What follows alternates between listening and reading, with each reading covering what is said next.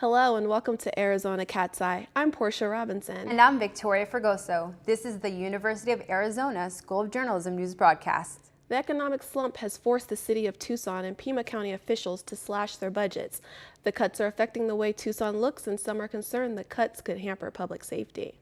If you've noticed more graffiti around your neighborhood, it might be because the graffiti removal program has taken a big hit. The county slashed the graffiti program budget in half, giving it $125,000 a year. Arizona Cat's Eye reporter Brian Greenwald shows us more.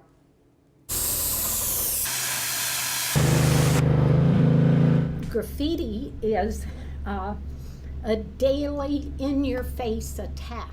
It was real bad when we first came here about 3 years ago. It was real bad, and for us to bring the city up to this level right now, it's pretty good. I'm very concerned that our county administrator has already cut the graffiti department budget in half.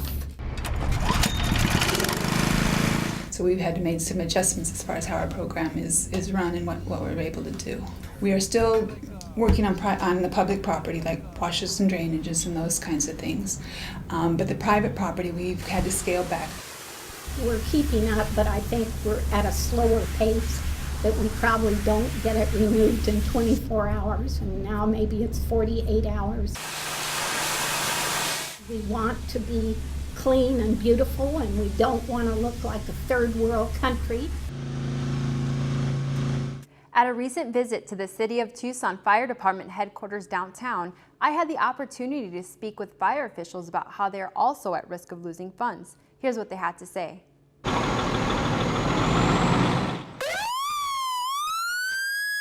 We took roughly across the board last year a $5 to $11 million hit just within the fire department last year. We're still forecasting possibly a $40 million deficit again this year within the city, of which the fire department's going to have to absorb some of that. Some segment of the community will suffer if we do have to cut. So we tried to be more efficient. Your tax dollars pay for the fire department response, and so our job is to protect the community, and so that's exactly what our goal here is, and that's what we're going to do. If the workforce is reduced and is not allowed to grow as the community grows, then our response times will go up.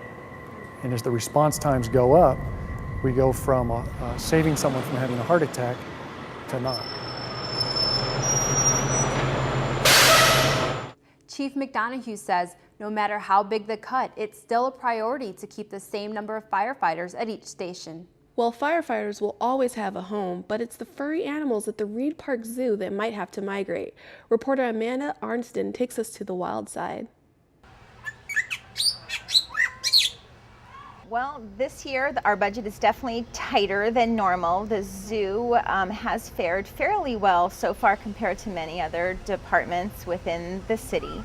Our budget has always been tight. We do a lot here at the zoo with minimal funds to support us. I like working for the zoo because it's a fun place and it's an enjoyable place to be.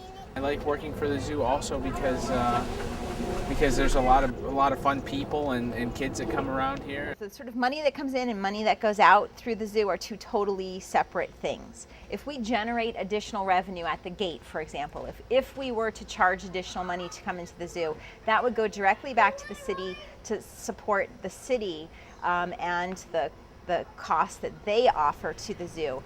It doesn't stay at the zoo. It doesn't benefit the zoo directly. We also do face painting, and face painting's free, but sometimes we get tips, and so that also goes towards the conservation, and we actually take some of that money out in hopes to get the larger elephant enclosure.